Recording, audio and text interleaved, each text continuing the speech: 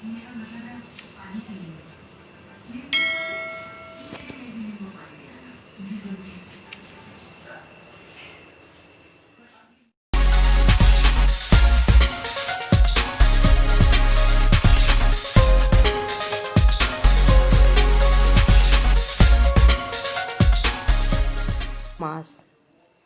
अभी आपने समास पढ़ने से पहले हमने आपको संधि एक्सप्लेन की थी।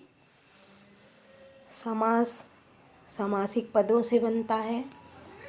समास की नॉर्मल परिभाषा हम लेते हैं और उसके उदाहरण को हम समझते हैं। समास दो शब्दों से मिलकर बनता है। अभी तक आपने संधि दो वर्णों के मिलने से जो विकार उत्पन्न होता था वो संधि था, लेकिन समास जो है दो शब्दों से मिलकर एक नया शब्द का निर्माण होता है, एक नया शब्द को निरूपित करता है, वह समास कहलाता है। नवीन शब्द का जहाँ पर निर्माण हो वो समास कहलाता है। जैसे आप यहाँ एग्जाम्पल देख सकते हैं, कमल के समान चरण। अभी हम समास के प्रकारों में नहीं जाते, पहले हम इसी एग्जाम्पल के माध्यम से समझते हैं। एक बात और ध्यान रखिए, जहाँ पर समास को अलग करने की बात आती है उसको हम विग्रह कहते हैं। अभी तक संधि को अलग करने के लिए हम विच्छेद कहते थे, संधि विच्छेद। उसी तरह समास को अलग करने का जो प्रक्रिया होती है, जो समास की अलग करने की प्रक्रिया, वह विग्रह कहलाती है। तो समास विग्रह हो जाएगा यहाँ पर। अब जैसे देखिए आप, चरण कमल को हम विग्रह करते हैं तो कमल के समान चरण, जब विग्रह का जो नया शब्द बना वो एक नवीन ही शब्द का निर्माण हो रहा है यहाँ पर। और चरण कमल मतलब चरण यानी पैर और कमल यानी कोमल, कमल के समान, पुष्प के समान सुंदर है। ये किसकी विशेषता बता रहा है? ये पैरों की विशेषता बता रहा है कि वो कमल के समान कोमल है। तो ऐसे रसोई के लिए घर, रसोई घर कहते हैं। रसोई के लिए घर जैसे ही हम बोलते हैं तो हमें एक नवीन शब्द का आभास हो जाता है कि रसोई के लिए घर, उसको क्या कहेंगे? रसोई घर कहेंगे। तो ये तीसरे पद का निर्माण करता है, जो एक नया ही पद होता है, नया ही वाक्य नया ही वर्ड होता है। तो दो शब्दों के मेल से जो नवीन शब्द बनता है वो समास कहलाता है, और दो वर्णों के मेल से जो विकार उत्पन्न होता है वह संधि कहलाती है। क्योंकि विकार इसलिए कहा जाता है कि संधि में नए पद का निर्माण नहीं होता, उसमें केवल परिवर्तन होता है। तो समास आप समझ में आ रही होगी, समास की मीनिंग, और इसकी परिभाषा भी आप सही तरीके से समझ गए होंगे। चलिए, अब समास के 6 भेद हैं, जिसमें से पहला है तत्पुरुष समास, दूसरा अव्ययी भाव समास, थर्ड कर्मधारय समास, चौथा द्विगु समास, पांचवा द्वंद्व समास और छठवां बहुब्रीहि समास। चलिए फर्स्ट इसकी परिभाषा लेते हैं, तत्पुरुष समास। अब एक बात इससे पहले बताना चाहूँगी मैं, इसमें जो आपके मेन पॉइंट है वो है पूर्व पद और उत्तर पद, दो शब्दों का यूज़ इसमें होता है इनकी परिभाषाओं में। तो पूर्व पद जब जैसे ही हम समास विग्रह करते हैं तो जो पहला पद होता है वो पूर्व पद कहलाता है और दूसरा पद उसका उत्तर पद कहलाता है। तो ध्यान रखेंगे, जब समास का विग्रह हम करेंगे, अलग करेंगे, तो जो पहला, जैसे देश का भक्त, तो देश हमारा कौन सा हो गया? पूर्व पद हो गया, और भक्त कौन सा हो गया? उत्तर पद हो गया। तो चलिए अब तत्पुरुष समास में जाते हैं। तत्पुरुष समास की परिभाषा देखते हैं।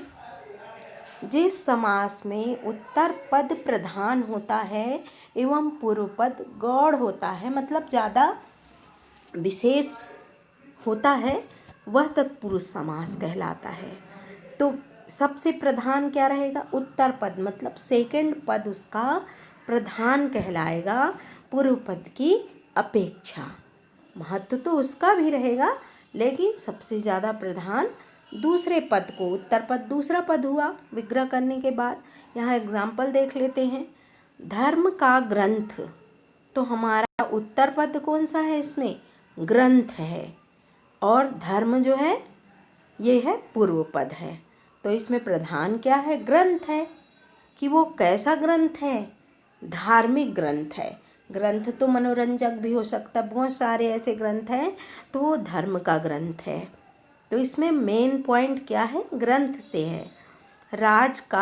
राजा का कुमार, राजकुमार, कुमार इसमें उत्तर पद है और राजा इसमें पूर्व पद है। कुमार किसका कुमार है? किसका बेटा है वो? राजा का बेटा है वो। तो कुमार इसमें मेन प्रधान पद कहलाया। तो आप समझ ही गए होंगे तत्पुरुष समास को। तत्पुरुष समास को 6 भागों में बांटा गया है। आप कारक चिन्हों के बारे में आपने पढ़ा होगा। कर्ता ने कर्म को करण से के द्वारा, संप्रदान अपादान से अलग, संबंध का के की, अधिकरण में पर। तो ये 6 जो आपकी कारक हैं, इसी से तत्पुरुष समास बना है और बहुत ही इजी आप इसको समझ सकते हैं यदि आप कारक चिन्हों को जानते हैं। के लिए, के और से, पर। तो इस तरह के शब्द जब भी आएंगे के द्वारा, तो ये सब कारक चिन्ह कहलाते हैं। और जब भी आप तत्पुरुष समास में समास विग्रह करेंगे तो इन कारक चिन्हों को जरूर पाएंगे। इन कारक चिन्हों का उपयोग आपको जरूर करना होगा। तो देखिए, पहला कर्म तत्पुरुष समास। तो कर्ता ने कर्म को, कर्म में क्या है? को कारक चिन्ह है, तो ये कर्म तत्पुरुष समास हो गया। यदि आप कारक चिन्ह संबोधन तक याद कर लिए कर्ता ने कर्म को करके, तो आपको जल्दी ही तत्पुरुष समास के पार्ट्सों को भी आप अलग कर सकते हैं। तो देखें, यहाँ पर को कारक चिन्ह हुआ है, तो को के लोप से यह समास बनता है। मतलब को उस वर्ड से यूज़ करना बंद कर देते हैं। देखिए, ग्रंथकार, लेकिन इसका विच्छेद करेंगे तो क्या आएगा? ग्रंथ को लिखने वाला ग्रंथकार कहलाएगा। तो यहाँ पर को आया तो ये कर्म तत्पुरुष समास है। करण से के द्वारा, इसके कारक चिन्ह क्या है? से और के द्वारा। तो इसमें करण तत्पुरुष समास यदि रहेगा तो के से के द्वारा आएगा। मतलब ये 2 वर्ड आपको विग्रह करने पर दिखाई देंगे। जैसे वाल्मीकि रचित, वाल्मीकि के द्वारा, रचित के द्वारा, मतलब करण तत्पुरुष समास। संप्रदान के लिए, तो यहाँ पर के लिए लोप होकर वो वर्ड लिखा जाएगा, लेकिन अलग करेंगे तो के लिए आएगा। जैसे सत्याग्रह, सत्य के लिए आग्रह, के लिए आ गया, तो संप्रदान तत्पुरुष समास। तो आपको इसके लिए कारक चिन्हों को समझना बहुत ज़रूरी है। अपादान से अलग, तो यहाँ देखें अपादान का एग्जाम्पल। अपादान से अलग, पथ भ्रष्ट, कैसा है वो? भ्रष्ट कैसा है? पथ से भ्रष्ट है, रास्ते से अलग हो गया है, वो दूर हो गया है अपने लक्ष्य से। तो पथ से भ्रष्ट, से अलग होने का विचार आ रहा है यहाँ पर। तो अपादान में क्या रहता है? से अलग, मतलब अपादान से अलग, उस वर्ड शब्द से उसमें अलग होने का, अलगाव का भाव होता है। तो यहाँ पर अपादान तत्पुरुष समास कहलाया। संबंध का के की, जैसे राजसभा, राजा की सभा, सभा का संबंध राजा से है और राजा का सभा से, तो यहाँ पर संबंध। अधिकरण में पर, यदि में और पर आता है, लोप होता है और बनता है और अलग करने पर में पर जोड़ा जाता है, तो यहाँ पर अधिकरण तत्पुरुष समास होगा। इसे षष्ठी तत्पुरुष समास भी कहते हैं। तो इस तरह से आपका क्या हो गया? ये आपके तत्पुरुष समास हो गए। चलिए अब आगे बढ़ते हैं। दूसरा है अव्ययी भाव समास। अब अव्ययी भाव समास का वो क्या है, परिभाषा क्या है उसकी? जिन शब्दों पर लिंग कारक, पहले तो आप अव्यय समझ लें, क्योंकि अव्ययी भाव समास में मेन अव्यय का ही मेन वो रहता है। जिन शब्दों पर लिंग कारक काल आदि शब्दों से भी कोई प्रभाव न हो, जो अपरिवर्तित रहे, वह शब्द अव्यय कहलाता है। आप ध्यान रखेंगे अव्यय के बारे में। अपरिवर्तित मतलब जिसका कोई परिवर्तन नहीं होता कभी भी, चाहे आप लिंग बदल लो, कारक बदल लो या शब्दों को बदल लो, लेकिन वो शब्द वही रहेंगे, वो अव्यय कहलाता है। अव्ययी समास के पहले पद में, पहला पद में अनु, आ, प्रति, यथा, भर, हर आदि आते हैं। इनको यदि आपने याद कर लिया अनु, आ, प्रति, यथा, भर आदि, तो क्या हो जाएगा, आपको अव्ययी भाव समास पहचानने में बहुत इजी जाएगा। तो अव्ययी भाव समास की परिभाषा क्या है? वह समास जिसका पहला पद अव्यय हो एवं उसके संयोग से समस्त पद भी अव्यय बन जाएं, पूरा पद ही अव्यय हो जाए, उसे अव्ययी भाव समास कहते हैं। तो ध्यान रखें, ये पूर्व पद इसमें प्रधान होता है, मतलब आगे वाला पद प्रधान होगा और इसमें अव्यय आपको दिखाई देगा। कौन कौन से? अनु, आ, प्रति, यथा, भर आदि अव्यय शब्द आपको दिखाई देंगे। जैसे यथाशक्ति है ना, शक्ति के अनुसार उसका विग्रह होगा, तो यथा एक अव्यय है। तो आप अव्यय को बहुत जल्दी पहचान जाएंगे यदि आपने इस अव्यय को समझ लिया। तो आपको पता है इस अव्यय क्या है? एकात अव्यय का नाम आप जानते हैं, जिसको अविकारी शब्द भी कहते हैं। इसमें क्रिया विशेषण अव्यय कहलाता है, विस्मय आदि शब्द अव्यय कहलाते हैं, ये अव्यय हैं। तो इन अव्ययों को आप याद रखें। क्रिया विशेषण भी कभी चेंज नहीं होती, जैसे वह धीरे धीरे चलता है, तो ये क्या हुई? क्रिया की विशेषता हुई, धीरे धीरे चल रहा है, वो क्रिया कर रहा है। तो धीरे धीरे शब्द कभी भी चेंज नहीं होगा, आप कितने भी सेंटेंस को बदल लें। तो ध्यान रखें, अव्यय कभी भी परिवर्तित नहीं होता, हमेशा अपरिवर्तित ही रहता है। और हमने आपको यहाँ अव्यय बता दिए। चलिए, थर्ड है कर्मधारय समास।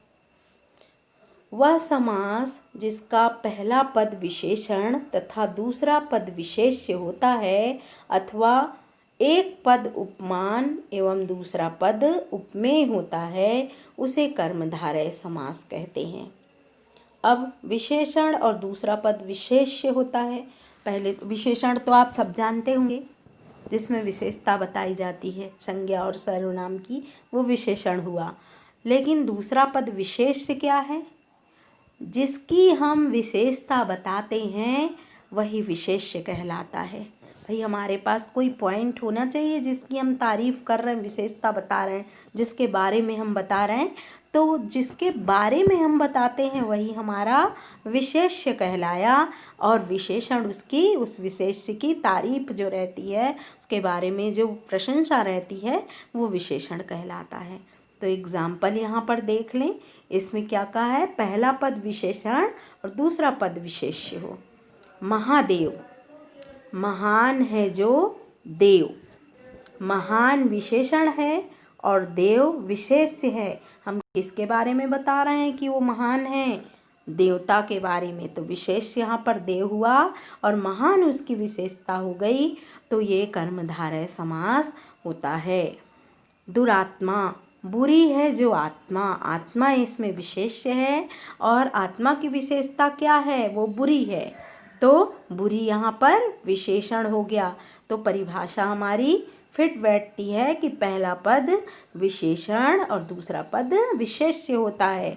कमल के समान कर, कर यानी हाथ, हाथ जो है विशेष्य है, कमल जो है विशेषण है। तो आपको बिल्कुल ध्यान रखना है मन में कि प्रथम पद विशेषण और दूसरा पद विशेष्य होता है जब हम कर्मधारय समास का विग्रह करते हैं, और एक प्रकार से विशेषताओं के लिए भी कर्मधारय समास का यूज़ होता है।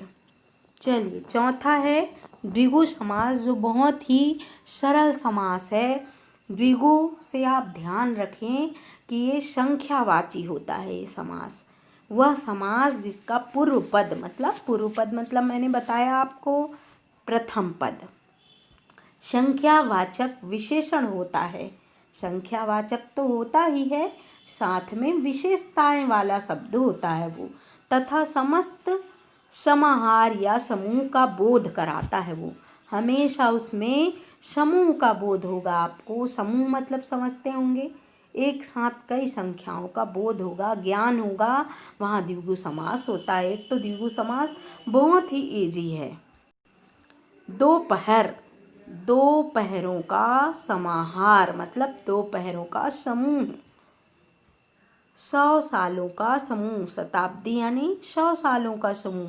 तो 200, आगे देखिए 5, 7 संख्या का बोध करा रहा है, वो भी उसके विशेषण के साथ करा रहा है, इसलिए यहाँ पर द्विगु समास है। और बहुत सारे शब्द, बहुत सारे एग्जाम्पल आपको द्विगु समास के मिल जाएंगे। नवरत्न, पंचरत्न, तो इस तरह से पंचवटी, ये सारे द्विगु समास के एग्जाम्पल हैं। 5वां प्रकार है द्वंद्व समास। द्वंद्व कभी आपने सुना होगा। द्वंद्व युद्धों में अक्सर यूज किया जाता है। जब दो महारथियों के बीच में जो युद्ध लड़ाइयाँ होती हैं, तब हम उसको कहते हैं द्वंद्व युद्ध। मतलब बराबरी वालों के साथ जो होती है द्वंद्व युद्ध, वो कहलाती है। ऐसा नहीं कह सकते कि एक मरियल कोई कमज़ोर व्यक्ति है और एक दमदार व्यक्ति उसके साथ लड़ रहा है, तो वो द्वंद्व युद्ध हो रहा है। जब दो पद प्रधान होते हैं, आमने सामने के लोग बराबर के टक्कर करते हैं, तो वो द्वंद्व युद्ध कहलाता है। तो वैसे ही मैं एक एग्जाम्पल दे रही थी आपको, तो इसकी परिभाषा भी इसी तरह बनती है। जिस समस्त पद में दोनों पद प्रधान हों, वह दोनों पदों को मिलाते समय और अथवा या एवं यदि योजक लुप्त हो जाए तो वह समास द्वंद्व समास कहलाता है। मतलब और शब्द यूज होता है या एवं शब्द यूज होता है, या उसको विग्रह को एक साथ करने पर ये शब्द लुप्त हो जाए, वहाँ द्वंद्व समास होते हैं। चलिए इसके एग्जाम्पल देखते हैं। अन्न जल, तो अन्न और जल, अन्न भी हमारे जीवन के लिए इम्पोर्टेंट है और जल भी, तो दोनों पद ही प्रधान हुए और बीच में और लगा है। बहुत इजी समास है ये द्वंद्व समास। इसमें और आपको हमेशा और विग्रह करना है, और लगाकर विग्रह करना है। और यदि विग्रह वाला कोई एग्जाम्पल आपको एग्ज़ाम में दिया गया है, तो उसको जोड़ने के लिए आपको और हटाकर उसको योजक चिन्ह लगाकर जोड़ देना है। योजक चिन्ह तो आप सब समझते होंगे, डेश जो लगा हुआ है बीच में, ये भी एक पहचान है द्वंद्व समास की, एग्जाम्पल की। चलिए सबसे लास्ट समास है बहुब्रीहि समास। इसकी परिभाषा की ओर जाते हैं। जिस समास के समस्त पदों में से कोई भी पद प्रधान नहीं हो एवं दोनों पद मिलकर किसी तीसरे पद की ओर संकेत करते हैं, वह समास बहुब्रीहि समास कहलाता है। मतलब इनके दो पद जो अलग करेंगे वो दोनों ही प्रधान नहीं रहेंगे। जब तक कोई तीसरे का आभास ना हो, तीसरा पद ना बने, तब तक उन दोनों पदों का कोई महत्व नहीं है। चलिए एग्जाम्पल की ओर जाते हैं। गजानन, गज से आनन वाला। अब अभी अलग हमने कर दिया, गज को अलग कर दिया, आनन यानी सिर को कर दिया, लेकिन अभी भी इनका महत्व कब तक नहीं है, जब तीसरा पद यहाँ नहीं आ जाता। गज से आनन वाला कौन है? गणेश जी हैं। तो गज से आनन वाला अर्थात गणेश जी आपको विग्रह में लिखना पड़ेगा। तो यहाँ पर तीसरा पद गणेश जी आ गया हमारे पास, हमें तुरंत समझ में आया कि हाँ गणेश जी हैं तीसरा पद। तो ये बहुब्रीहि समास हुआ। त्रिलोचन, तीन आँखों वाला। अब हमने किसके बारे में सुना है तीन आँखों वाला? शिव जी के बारे में, त्रिनेत्रधारी हैं वो, तो अर्थात शिव जी लिखना पड़ेगा। मतलब तीसरे पद जब तक हम नहीं बताएंगे तो वो बहुब्रीहि समास का एग्जाम्पल नहीं होगा। दशानन, 10 है आनंद जिसके अर्थात रावण, तीसरा पद आ रहा है क्योंकि 10 सिर रावण का ही है। चतुर्भुज, 4 है भुजाएं जिसकी, अर्थात विष्णु जी। मुरलीधर, मुरली धारण करने वाला, अर्थात कृष्ण जी तीसरा पद आया। तो जब हमें तीसरे पद का आभास हो जाएगा, संकेत मिल जाएगा, तो वहाँ बहुब्रीहि समास हुआ। लेकिन कई बार हम बहुब्रीहि और कर्मधारय में कंफ्यूज हो जाते हैं, तो जब हमें तीसरे पद का आभास हो तब वो बहुब्रीहि समास हुआ। और यदि कर्मधारय हम केवल उसकी विशेषता बता रहे हैं कि 10 भुजाओं वाला, भुजाओं की विशेषता है कि वो 10 है, तो यहाँ पर फिर कर्मधारय हो जाएगा। वैसे ही 10 आनन वाला, तो सिर की यहाँ विशेषता क्या है, उसकी सिर 10 है। तो इस तरह जब तक हम तीसरे पद नहीं बताएंगे तो बहुब्रीहि समास का संकेत हमें नहीं मिलेगा। तो इस तरह आशा है कि आप लोगों को समास समझ में आया होगा। और यदि आपको कोई परेशानी है तो आप कमेंट्स के ज़रिए बता सकते हैं।